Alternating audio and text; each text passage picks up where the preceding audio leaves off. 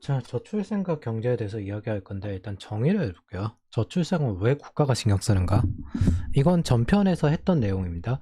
거시경제 정책의 총수요 관리 정책 GDP에 속하는 내용이라서 그 안에서 인구 정책이 있다. GDP라는 거는 국가의 총 매출이고 수요와 공급이 맞닥뜨렸을 때 만들어지는 건데 결국에는 GDP는 수요 곡선으로 회귀한다. 요 정도로 생각을 하시면 되겠습니다. 그럼 저출생은 어느 정도를 저출생이라고 하느냐? 여성인당 1.3명 이하로 초저출생이라고 합니다. 사실 이거 글로벌 전체가 지금 초저출생 상황이죠. 적정이라고 하는 게 여성 한 명당 1.8에서 2.1명. 뭐 한국은 지금 합계 출산율 0.7명을 하고 있고, 그러면은 분해를 해보도록 합시다. 분석을 할 건데, 저출생이 일어나면 어떤 문제가 있는가? 우려점. 경제적 측면에서 서비스업이 안 좋아진다. 세수가 줄고 세수가 주니까 공공 인프라가 안 좋아진다. 혁신이 감소한다. 일본이 아날로그 영국과 독일, 프랑스, 이탈리아가 전통 좋아하는 것처럼 혁신이 잘 안 되는 거죠. 그리고 우리 지역을 발전을 바라지 않는 소도시 같은 그런 곳도 있죠. 그리고 디플레이션의 위험이 있다. 요 뭐 돈을 적게 써서 일본처럼 디플레이션이 될 거다라고 생각을 하는 사람들이 있습니다. 원래 20대가 제일 소득 대비 돈을 많이 쓰고 4, 60대가 소득이 많아서 돈을 많이 쓰고 노인이 되면 제일 적게 씁니다. 원래 연애나 아이 키울 때 돈 제일 많이 쓰는 거야. 다섯 번째, 생산 인구가 급감해서 잠재 성장률이 떨어진다. 실현 가능성의 탑라인이 꺾이는 거죠. 그럼 정부적 측면을 해볼게요. 인당 감당할 부양비가 늘어납니다. 두 번째, 건강하지 않은 사람들에 대한 돌봄 방책이 없어집니다. 예를 들어 고령화로 일어나면 혈액 수요가 증가한다는 뜻인데 젊은 층의 혈액 공급은 부족해지는 거예요. 아이를 키우려고 해도 뭔가 특수한 분야가 필요한데 인구가 적으니까 이 손실을 지속할 수 없게 되는 겁니다. 예를 들어 아동 비율이 100만이면 1% 정도가 되고 하는 이 1만 명을 대상으로 하는 이런 분유가 유지가 가능한데 10만 명이면 1000명 대상으로 유지가 해야 되잖아요. 힘들어지는 거죠. 신규 자금이 필요한데 세금이 없으니까 더 뜯어야 됩니다. 세금을. 네 번째, 군사력이 감소한다 이런 건데 비교 대상으로 남녀 직명 둘 다 하는 노르웨이를 가져왔습니다. 노르웨이 총리께서 하신 말씀인데 전 총리 노르웨이에 더 많은 아이들이 필요합니다. 슬래브 총리입니다. 근데 이게 언제였냐면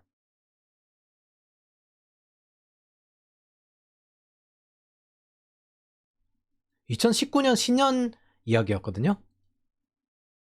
그거를 2018년 때 북유럽식을 가져오겠다고 하셨죠. 그리고 똑같이 저출산이 되었죠. 네. 저출산에 대한 관심은 없습니다. 북유럽 출산율이 한창 떨어지고 더 많은 아이가 필요합니다 할 때 북유럽 제도를 가져왔어요. 뭐? 그럼 왜 더 많은 아이가 필요하다고 하느냐? 연금 낼 사람이 없어요. 세대 교체가 안 됩니다. 뭐 노예가 부족해요. 돈 낼 노예가 부족해요. 자, 이게 거시적인 관점이고 미시적으로 해봅시다. 반박이에요. 이 저출산은 베이비 부머들의 문제지 정확히는 10대, 30대 문제 아닙니다. 이거 40대 초반도 포함이 되겠죠. 우리는 아직 가능성이 많아요. 노후 파산은 여러분들하고 직접 지금 관련이 없잖아요. 저는 철저하게 10대, 30대 대상으로만 이야기할 겁니다. 솔직히 빨대 꽂는 사람 하나 죽으면 노예가 편하지. 그래서 첫 번째, 서비스업이 안 좋아집니다. 이거에 대한 반박이에요. 대량으로 사서 대량으로 파니까 뭐 서비스업에 좀 더 제공할 수 있고 IT 같은 경우는 확실하게 인구수 영향을 받고 뭐 유튜브 구독자 수도 인도나 이런 쪽이 많죠. 인도네시아도 많고. 그래서 국가가 어떻게 하냐면 보통 유학과 관광에 매우 노력합니다. 경희대 주변이 아예 중국화가 되었다면서요. 그런 거랑 같아요. 유럽의 특징도 그렇죠. 시티텍스가 있고 관광세도 따로 추가했다면서요. 이거 관광을 제발 너무 많이 오지 말라고. 이 대량으로 사서 대량으로 파는 것들 유지하기 위한 방안 중에 하나가 관광입니다. 일본 정부 같은 경우는 자국민이 국내 위주 관광을 하니까 제발 해외 여행 가라고 독려하는 거죠. 뭐 항공사가 항공선을 유지를 못할 것 같으니까. 그래서 거주민은 어느 정도 관광으로 해결이 가능하고 유목민은 해외 진출하면 가능합니다. 그냥 누가 힘드냐? 5, 60대 자영업자들. 근데 베이비 부머들의 문제인데 저는 이게 서비스 공급 과잉이라고 생각해요. 한국은. 여기에 가장 크게 영향을 받는 게 교육 서비스 대학인데 요즘 대학 5학년 이야기 쓱 나오거든요. 1년 더 한다. 왜냐하면 이제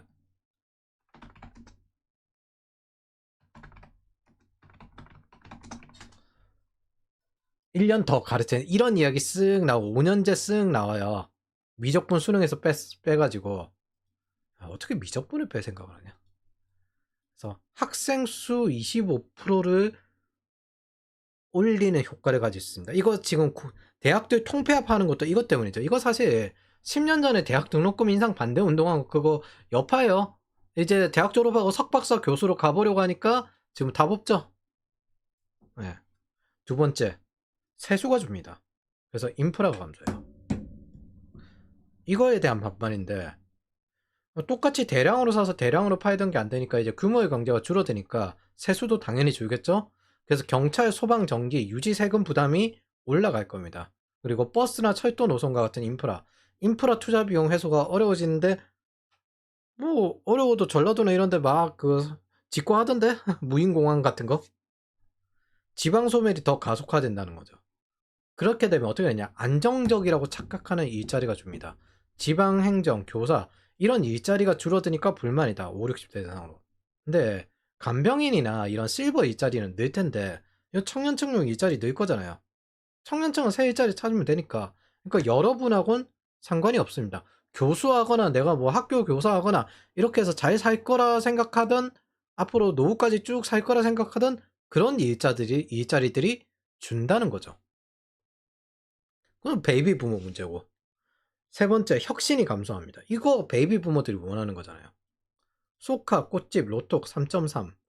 베이비 부모들의 안정적인 수익이 일자리에 위협이 되니까 프랑스에서는 아마존의 무료 책 배송 금지하거나 아니면 통신사의 이런 것들, 이게 우리나라 버전이죠. 그럼 우리 지역은 발전을 바라지 않습니다. 소도시에 많습니다. 발전을 바라지 않는데 무슨 출산율을 바래요? 네.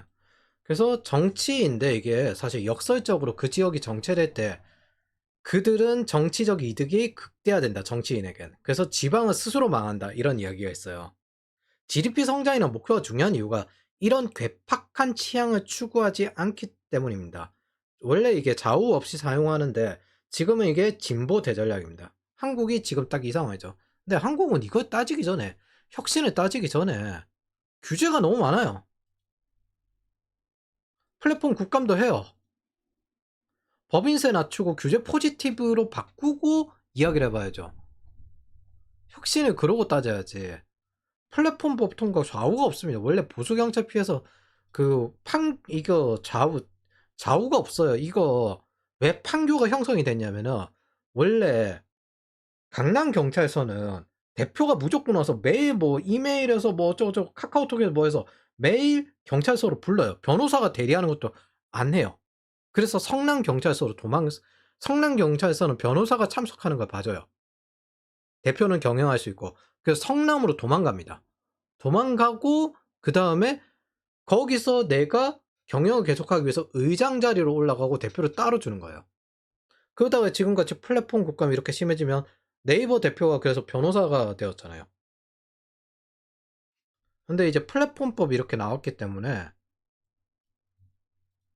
IT는 한국 탈출해야 됩니다. 제가 보기에는. 한국 탈출해야 됩니다. 내수도 줄지만은. 그래서 인구가 줄어서 혁신이 준다는 건 제가 들은 개소리 중에 가장 최고의 개소리라고 생각합니다. 글로벌로 따져도 개소리입니다. 이거는. 자, 한국 이제 가장 살기 좋은 국가 랭킹 같은 거 있는데 US 뉴스라는 곳에서 하는 건데, 한국을 보면은 한국이 여기 21위거든요. 종합적으로 이게 한 80 몇 개 국가 정도가 하는데, 여기 보면은 엔터프리너십, 기업가 정신이 7입니다. 그리고 사업 개방성이 74위예요. 민첩성, 이거 위기 대응도 안 나면 한국 정부가 위기 대응하는 거. 이게 무슨 뜻이다? 사후 처리의 달인이라는 거죠. 위기가 생기면 대응만 잘해. 미리 예방이 안 돼. 뭐 기업가 정신 7이야. 근데 사업 개방성이 74위야. 이거 뭐 국가 전체가 86개거든요. 사업가들이 짱구를 굴려가지고 국내 규제가 너무 하니까 외국에 수출하고 외국은 규제에서 좀 거리가 있으니까 이렇게 해결한다는 거예요. 글로벌 사업. 머리를 엄청 굴려서 해결한다. 혁신 따지기 전에 기업하기 좋은 국가였는지부터 생각을 해봅시다. 우리는 사회보호 위주로 왔습니다. 그래서 농수산물도 개방을 안 했죠. 시장 자율이 없어요. 그리고 국가 자본주의로 가격을 전부 통제를 많이 해요, 세게. 그러면 세금이 낮습니까? 대신에? 아니죠? 규제가 적은가요? 아니죠? 그거 커버할 만큼 그래도 많이 팔면 이익이 많이 남아요? 시장 규모가 커요? 아니죠? 그럼 대신에 비용이 싼가? 자원이 많은가? 아니죠? 미래 가치라도 있을 정도로 총 수요가 확대하고 있는가? 아니죠? 기업하기 좋은 국가였는지부터 생각을 해보고 혁신을 따집시다. 이건 진짜 제가 인구가 준다고 혁신이 준다는 건 제가 생각하는 역대급 개소리라고 생각합니다. 순수하게 프로세스와 시스템으로 사람이 짱구 굴려서 버텨내는 나라예요, 여기는. 네 번째, 디플레이션. 이건 확정 불가입니다. 연금 대상자들이 많아서 오히려 인플레이션이 날 수도 있습니다. 노인들이 그냥 돈만 계속 써서. 이게 미국이 지금 겪고 있는 거예요. 그래서 실증적 논의에서 일관된 결론을 도출하지 못한 상황입니다. 시나리오 경로가 여러 가지예요. 그래서 미국 경제 같은 경우에는 노인들이 돈을 너무 써가지고 인플레이션이 나는데 지금 현재 그게 골디락스의 배경 중에 하나예요. 근데 일본 같은 경우에는 저축을 너무 많이 해서 디플레이션이 나죠. 그래서 앞으로는 인플레이션 고금리가 필연적이다 이렇게 이야기하는 분도 있고 시나리오가 너무 여러 가지입니다. 그래서 이거는 확정할 수가 없어요. 자, 별별 자료를 다 봤는데 개인적으로 스스로에게 물어보면은 너는 어떻게 생각하니? 이렇게 물어본다면은 저는 인플레이션 플러스 고세금 고액보험, 그래서 일본 디플레이션 고세금보다는 이게 더 나은 형태로 될 거라고 생각합니다. 대신에 뭐 돈을 모을 수 없게 되겠죠. 특히 베이비 부모들이 진보를 지지하는 건 북유럽처럼 이걸 바라거든요. 막대한 소비 부양 정책으로 인플레이션 고세금이 될 겁니다. 10대 30대에겐 대신 동일하게 자본 축적이 굉장히 어려워질 거고, 생산 인구가 급감해서 잠재 성장률이 떨어진다는 걸 한번 측면해 보죠. 그러면 이제 여기서 자본 생산성은 가격은 못 올리게 하니까 애초에 문제이기도 하지만 여기는 인구 문제니까 노동 생산성을 봅시다. 노동 생산성이란 게 양으로 할 때는 노동량 곱하기 장비죠. 장비 성능이 얼마나 됐냐. 이건 맞아서 일은 장비가 하는 거예요. 근데 프로세스와 시스템으로 접근하는 게 IT 영역인데 개인의 역량으로 커버하는, 그래서 우리는 절대 교육을 소홀히 하면 안 돼요. 숫자적으로 사고를 해야 되고. 자, 그러면은 우리가 그렇게 총요소 생산성이 높은 편이었나요? 이거 G5 평균도 안 되거든요. 네. 자, 최적화부터 하고 이야기를 해야 되겠죠. 노동량이 줄어서 큰일이란 건 이게 우리가 최적화를 기본적으로 하고 하는 소린지부터 생각해 봅시다. 규제 안 바꾸고 세대 교체하겠다. 이거 얼마나 싸게 불어먹을 노예가 부족한가, 이 이야기입니다. 제가 보기엔. 노후는 은퇴하고 싶습니다. 북유럽처럼 날로 먹고 싶습니다. 제가 노후 준비 안 되었고 저축은 안 되었고 부동산이 다 몰빵했는데 답이 없어요. 정부가 해결해야 합니다. 자, 정부적 측면, 고령화로 인한 1인당 감당할 부양비가 늘어난다고 했죠. 세금이 높아진다. 국민연금이 높아질 거고. 제가 보기에는 절대 연금을 뒤로 늦추고 덜 받자는 아니에요. 여보, 연금을 더 내서 유지하자. 누가 내죠? 미래세대가 내죠. 근데 미래세대는 배제되어 있습니다. 두 번째, 건강하지 않은 사람들에 대한 돌봄 방책이 없어진다는데 외국인 노동자 받으면 되죠. 개도국 중리고. 산육이 보통 그렇게 하잖아요. 이거 수작업할 사람들. 원래 이민자를 받거나 외국인 노동자를 받는 방식은 두 가지입니다. 첫 번째, 우리 지역 거주민 사람들이 노동을 하지 않는 그런 일들이야. 그런 거를 할 수 있는 육체 노동자들. 두 번째, 너무나도 어려운 일이야. 글로벌에도 드물어. 그런 일자리. 우리가 노리는 게 이런 글로벌리스트죠. 세 번째, 신규 자금이 필요한데 세금이 더 필요하다. 신규 자금이 왜 필요한지 한번 생각을 해봅시다. 정부가 모든 걸 개입해야 되니까. 큰 정부를 유지하기 위해서 하는 거죠. 근데 우리가 산유국이에요. 정부의 핵심 자원에 보호를 하고 여기에서 나오는 부를 분배하는 그런 산유국이나 이런 식입니까? 아니죠. 인적 자원의 진로 커버하는 국가죠. 자원이 없죠, 우리는. 우리가 산유국이고 철강석이 있고 이런 게 아니잖아요. 한국은 뭐예요? 자유도가 필요한 거예요.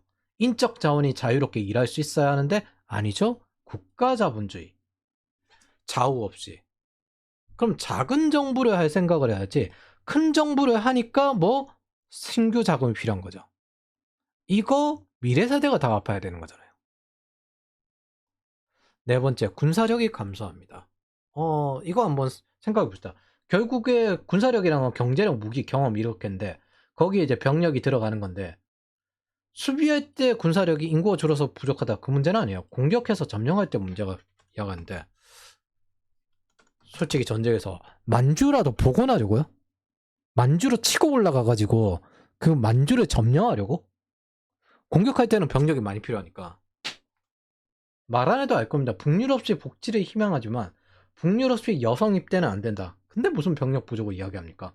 보급 인력으로 돌려도 전투 병력이 늘어나거든요. 그렇게 병력으로 따지면 북한식 10년을 했어야겠지. 북한이 제일 세겠죠. 뭐?